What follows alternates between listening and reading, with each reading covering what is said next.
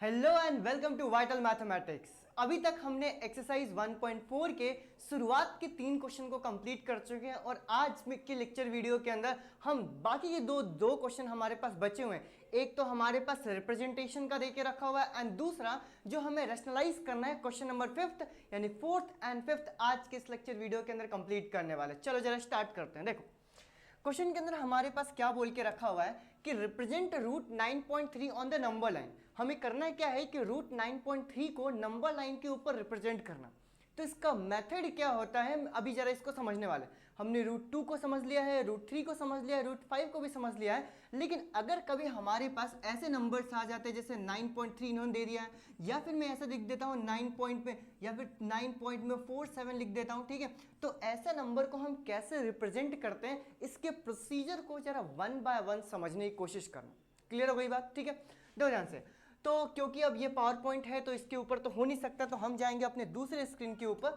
ठीक है, चलो देखो यहाँ से, यहाँ पर सारे के सारे अपने हथियार होंगे, ठीक है, एंड इनकी मदद से हम जरा प्रोसीजर को करने वाले। देखो 1 बाय 1 मैं प्रोसीजर को करते हुए समझाऊंगा। तुम अपना ये क्या बोलते हैं पेन, पेंसिल, इरेजर, ठीक है, ये हमारे पास स्केल और साथ में ये वाला डिवाइस, ठीक है, ये बहुत काम आने वाला है।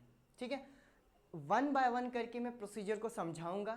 समझने के बाद मैं वापस से इस चीज को रिपीट करूंगा रफली, ठीक है, एंड फिर देखना तुम्हें समझ में आ रहा है कि नहीं आ रहा। चलो जरा स्टार्ट करते हैं। देखो सबसे पहले हमें करना क्या है कि अगर मुझे रिप्रेजेंट करना है रूट 9.3, करेक्ट, रूट 9.3 है ना। देखो यहाँ से रिप्रेजेंट रूट 9.3।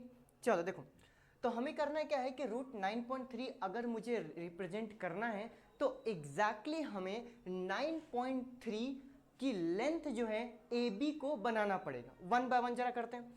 तो मैंने यहाँ पे स्केल पेंसिल ले लिया मेरा वाला, ठीक है, और मैं यहाँ पे सबसे पहले रूट 9.3 अगर निकालना है तो पहले मैं 9.3 का एक लेंथ ए बी को ड्रॉ करूंगा। तो चलो जरा यहाँ पे ड्रॉ करते हैं, ठीक है, ये दिख रहा होगा तुम्हें सेंटीमीटर, ठीक है, ये कितना हो गया 9 पॉइंट, बताओ 9.3। ये देखो ये एग्जैक्टली हमने 9.3 ड्रॉ कर लिया। हटाता हूँ जरा मैं इसको। चलो देखो, तो इसको मैं पॉइंट ए नाम देता हूं, ध्यान देना है ना 1 बाय 1। ये जो हमारे पास है इसको मैं नाम देता हूं ए, और ये जो हमारे पास दे के रखा हुआ इसको मैं नाम देता हूं बी, करेक्ट। ये ए से लेके बी तक का जो डिस्टेंस है, ये डिस्टेंस कितना हमारे पास 9.3 सेंटीमीटर। डन, ये ध्यान रखना है ना। जैसे मेरे पास ए से लेके बी तक का डिस्टेंस 9.3 सेंटीमीटर आ गया तो मैं 1 सेंटीमीटर और ड्रॉ करूंगा जस्ट बी के आगे। तो मैं वापस से यहाँ पर स्केल लेता हूँ, ठीक है, एंड इस बी के आगे मैं 1 सेंटीमीटर और ड्रॉ करने वाला हूँ, ठीक है। यानी कि हमारे पास देखो यहाँ से लेके ये 1 सेंटीमीटर, एग्जैक्ट 1 सेंटीमीटर दिख रहा है यहाँ पे, 1 सेंटीमीटर ड्रॉ किया बी के आगे। यानी कि ये जो हमारे पास पॉइंट है, ये पॉइंट क्या आ गया सी, और मैं यहाँ पे बी से लेके सी तक का डिस्टेंस कितना हमारे पास 1 सेंटीमीटर। डन। अब अपने को करना क्या है कि जो हमारे पास AC डिस्टेंस दे के रखा हुआ इस AC का परपेंडिकुलर बाइसेक्टर करना है। परपेंडिकुलर बाइसेक्टर हमने बचपन वाली क्लासेस में पढ़ रखा है कि एक हमारे पास लाइन है, ठीक है, लाइन सेगमेंट है, तो हम 50% करके आगे ऊपर और नीचे से क्रॉस लगाते हैं एंड हमारे पास परपेंडिकुलर बाइसेक्टर आ जाता है। तो मैं इस राउंडर का इस्तेमाल करूंगा एंड इसका मैं परपेंडिकुलर बाइसेक्टर बनाऊंगा, ठीक है। परपेंडिकुलर बाइसेक्टर बनाने के लिए सबसे पहले 50% मुझे यहाँ पे मार्क करना पड़ेगा। तो ये 50% से आगे हो गया।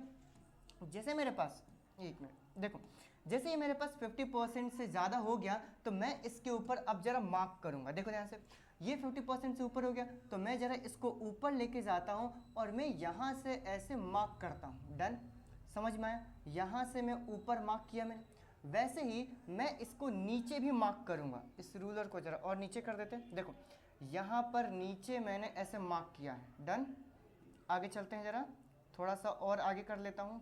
चलो वापस बिना इसको चेंज किए हुए इस मार्क के ऊपर लेके आएंगे, ठीक है, एंड इसके ऊपर कट करेंगे। तो मैंने यहाँ पर एक कट लगा दिया, समझ में आया? देखो ये यहाँ पर एक मैंने कट लगा दिया है, और ऐसे ही मैं ऊपर लेके जाऊंगा और मैं यहाँ पर एक कट लगाऊंगा। देखो अब हमारे पास ये दोनों के दोनों कट हो गए। जब मैं इस पॉइंट को और इस पॉइंट को, इन दोनों पॉइंट को ज्वाइन कर दूंगा तो बेसिकली हमारे पास क्या आ जाएगा, देखो ध्यान से, ये चलो इस्तेमाल करते हैं इसका। तो हो गया ये 90, और जब मैं इसका परपेंडिकुलर बाइसेक्टर करूंगा तो हमारे पास बीच में एक पॉइंट आएगा, देखो दिख रहा है, ये दोनों के दोनों मार्क थोड़ा सा और साइड में कर लेता हूं। चलो देखो, अब जरा इसको कट करते हैं, ठीक है, चलो कट करते हैं।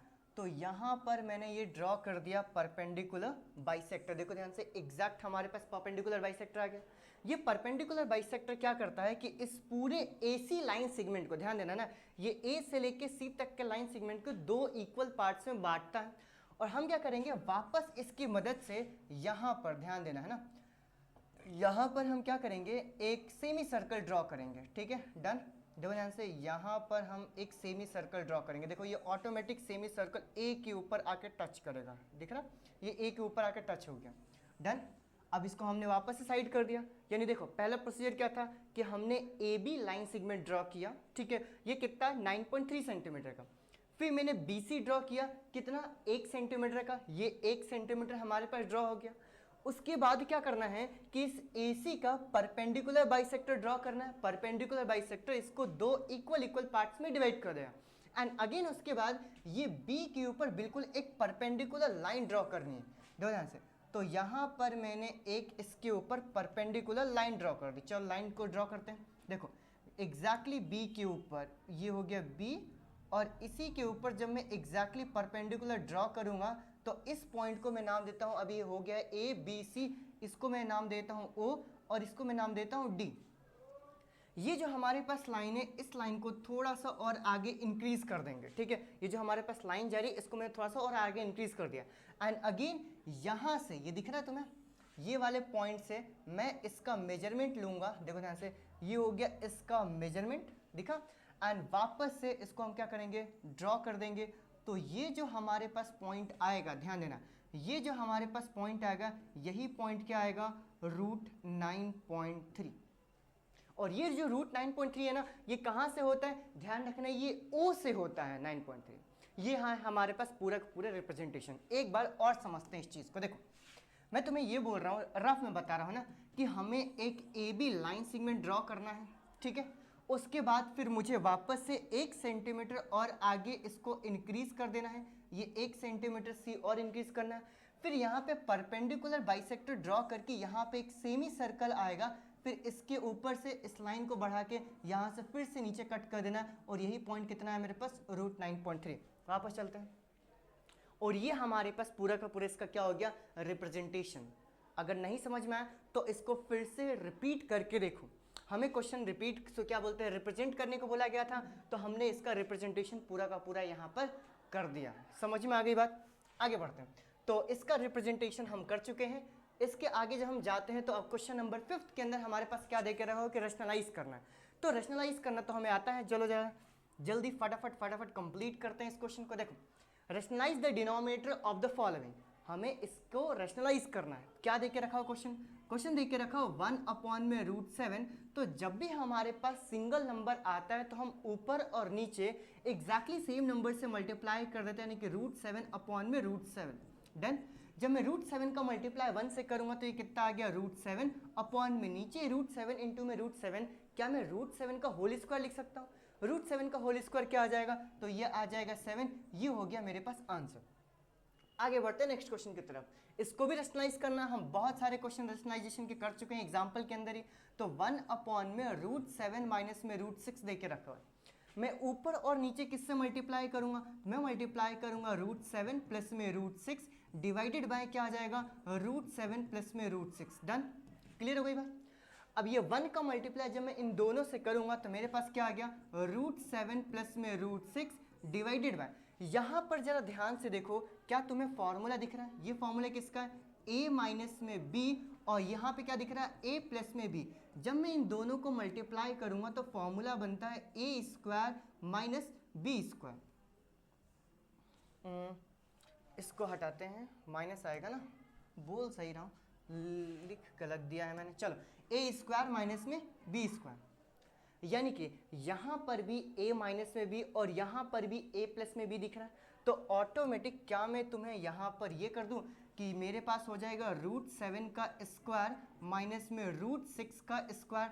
तो ओवरऑल जब मैं इसको सॉल्व करूँगा तो कितना आ गया, √7 प्लस में √6 डिवाइडेड बाय, जब मैं रूट 7 का स्क्वायर करूंगा तो कितना आ गया 7 माइनस रूट 6 का स्क्वायर करूंगा कितना आ गया 6 और 7 माइनस 6 की वैल्यू क्या हो जाएगी 1 और अपॉन में 1 का मतलब क्या होता है वापस वही वैल्यू यानी रूट 7 प्लस में रूट 6 इसका मेरे पास क्या हो जाएगा आंसर। डन, क्लियर हो गई बात। आगे बढ़ते हैं नेक्स्ट क्वेश्चन की तरफ। ये भी क्वेश्चन बिल्कुल एज इट इज ही है, ठीक है, इसमें तो फॉर्मूला लिखने की भी जरूरत नहीं है। देखो 1 अपॉन में रूट 5 प्लस में रूट 2 दे के रखा हुआ है। डन, ऊपर और नीचे किससे मल्टीप्लाई करूंगा तो मैं मल्टीप्लाई करूंगा root 5 minus root 2 divided by root 5 minus में रूट 2। चलो मल्टीप्लाई करते हैं। जब मैं 1 का मल्टीप्लाई इन दोनों से करूंगा तो कितना आ गया मेरे पास रूट 5 माइनस में रूट 2 डिवाइडेड बाय यहाँ पर क्या a प्लस बी और a माइनस बी दिख रहा है। डन, तो a plus b a minus b दिख रहा है तो क्या हो जाएगा फॉर्मूला रूट 5 का होल स्क्वायर माइनस रूट 2 का होल स्क्वायर। डन, ऊपर हमारे पास क्या आ जाएगा तो ये हो जाएगा मेरे पास रूट 5 माइनस में root 2 divided by a square minus में b स्क्वायर। जब मैं करूंगा तो रूट 5 का स्क्वायर कितना आ गया 5 माइनस रूट 2 का स्क्वायर कितना आ गया तो ये आ गया मेरे पास 2। ओवरऑल यहाँ पे आंसर क्या लिखूंगा रूट 5 माइनस में रूट 2 डिवाइडेड बाय 5 माइनस में 2 की वैल्यू क्या आ जाएगी 3 और ये हो गया मेरे पास आंसर। आसान सा क्वेश्चन था ये भी। नेक्स्ट बढ़ते हैं। ये हमारे पास क्या देके रखा हो 1 अपॉन में रूट 7 माइनस में 2। रेशनलाइजेशन करते हैं, ऊपर नीचे किससे मल्टीप्लाई करेंगे बताओ। ये हो जाएगा 1 अपॉन में रूट 7 प्लस में 2। सही है, अरे यार 1 क्यों लिख दिया, वापस वही वैल्यू आएगी ना, 1 नहीं आएगा। चलो देखो इधर कितना आ गया मेरे पास रूट 7 प्लस में 2। ऊपर और नीचे हम मल्टीप्लाई करेंगे रूट 7 प्लस में 2 और नीचे ही मल्टीप्लाई करेंगे रूट 7 प्लस में 2। जब मैं ऊपर मल्टीप्लाई करूंगा तो क्या आ गया रूट 7 प्लस में 2 अपॉन में यहाँ पर भी a minus b a plus b दिख रहा तो क्या आ जाएगा मेरे पास रूट 7 का होल स्क्वायर माइनस 2 का स्क्वायर। तो रूट 7 प्लस में 2 तो एज इट इज मेरे पास रूट 7 प्लस में 2 हो जाएगा डिवाइडेड बाय यहाँ पे रूट 7 का जब मैं स्क्वायर करूंगा तो मेरे पास कितना आ गया 7 माइनस 2 का स्क्वायर करूंगा कितना आ गया 4 और जब हम माइनस करेंगे तो रूट 7 प्लस में 2 ऊपर तो एज इट इज रहेगा और नीचे डिवाइड में क्या आ जाएगा 7 माइनस 4। 7 माइनस 4 कितना आ गया ये आ गया 3 और ये हो गया मेरे पास आंसर। आसान सा क्वेश्चन था, ठीक है। और ये थे हमारे पास question number 4th and question number 5th और फाइनली हमारी एक्सरसाइज 1.4 कंप्लीट होती है। अब अगले वीडियो के अंदर हम अगली एक्सरसाइज को करने वाले हैं, ठीक है, जो बेसिकली एक्सपोनेंट एंड पावर वाला है, जो कि बहुत ही इंटरेस्टिंग क्या बोलते हैं कॉन्सेप्ट रहता है, जो तुमने क्लास 8 में भी पढ़ के रखा होगा। ओवरऑल ध्यान रखना कि अपनी कंसिस्टेंसी बनाए रखना है, ठीक है। और ये सारे के सारे वीडियोस देखने के बाद सिर्फ ऐसे देखते नहीं रह जाना, बाकायदा क्या करना है अपने कॉपी पेन लेके लिखना है, सॉल्व करना है। अगर उसके बाद भी कोई डाउट आता है तो तुम मुझसे डायरेक्टली कनेक्ट कर सकते हो थ्रू व्हाट्सएप और व्हाट्सएप नंबर क्या है 8982668136। इस पे तुम मुझे डायरेक्टली मैसेज करके कोई भी क्वेश्चन पूछ सकते हो, ठीक है। Once again thank you so much, bye bye.